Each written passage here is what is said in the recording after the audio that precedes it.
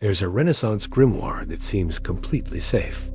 It teaches divine magic, summoning angels, spiritual wisdom.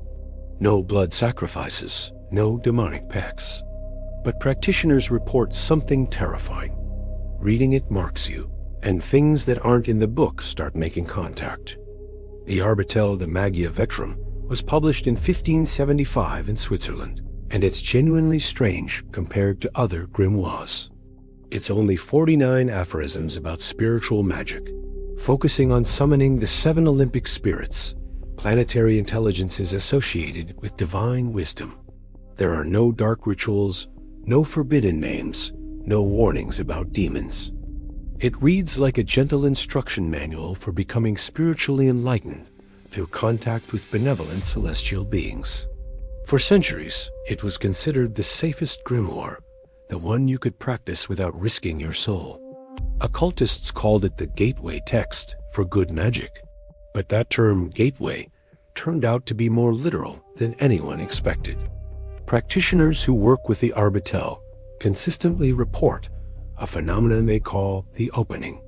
After successfully contacting one of the Olympic spirits, usually Ak, the solar spirit associated with wealth and wisdom, they start experiencing contact from entities not mentioned anywhere in the book. These aren't violent or demonic experiences. They're stranger than that. People report waking up with geometric symbols drawn in their notebooks that they don't remember making, but that perfectly correspond to spirits from completely different magical traditions. Dreams where voices speak in languages they don't know, giving instructions for rituals the Arbitel never mentions. One modern practitioner described it as the book introduces you to 7 spirits. But once they know you exist, everything else in that realm can see you too. What makes this genuinely unsettling is that the Arbitel itself never warns you about this. There's no mention that contact with Olympic spirits opens you to other contacts. It's as if the book deliberately leaves this out. A chaos magician in the 1990s documented his Arbitel practice meticulously. He successfully invoked Bether, the spirit of Jupiter, and reported receiving wisdom about wealth and expansion exactly as the book promised. 3 weeks later, he started receiving communications from something calling itself Azrael, which appears in Islamic and Jewish mysticism, but nowhere in the Arbitel. Then something else, then something else. He described it as a cascade effect, like one spirit introduced me to their entire network, and now I'm on a mailing list I can't unsubscribe from. The most disturbing theory about the Arbitel comes from experienced occultists who've watched this pattern repeat for decades. They believe the book is exactly what it claims to be, a safe, benevolent introduction to spiritual magic, but that's precisely what makes it dangerous. It's designed to attract beginners and sincere seekers who aren't prepared for what comes after. One ceremonial magician put it this way: the Arbitel teaches you to open a door and speak to whoever's on the other side. It never tells you that once you open that door, you can't control who else walks through. The spirits in the book are safe. What they introduce you to isn't.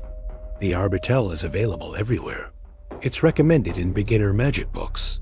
Occult communities call it the gentle introduction to summoning. And maybe that's true. Maybe it is safe. But hundreds of practitioners report the same experience. You call 7 spirits, and something else answers. The Arbitel doesn't lie. It's just incomplete.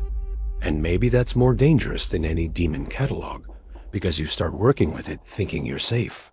By the time you realize you're not, you've already been marked. Sweet dreams. The Bible contains 5 books of Moses, but there's a grimoire claiming to reveal the 6th and 7th books he kept hidden, the real source of his power. Families who used it for money spells reported something terrifying. The magic works, but it never stops working. The 6th and 7th books of Moses appeared in 18th century Germany, claiming to reveal the secret magical seals and spells Moses used to perform miracles in Egypt. Unlike other grimoires, this one became massively popular in folk magic, especially among German immigrants in America and in hoodoo traditions. It contains dozens of magical seals and geometric symbols, supposedly given to Moses by God himself, for everything from healing to finding treasure to cursing enemies. For generations, it was the most widely used grimoire in practical magic.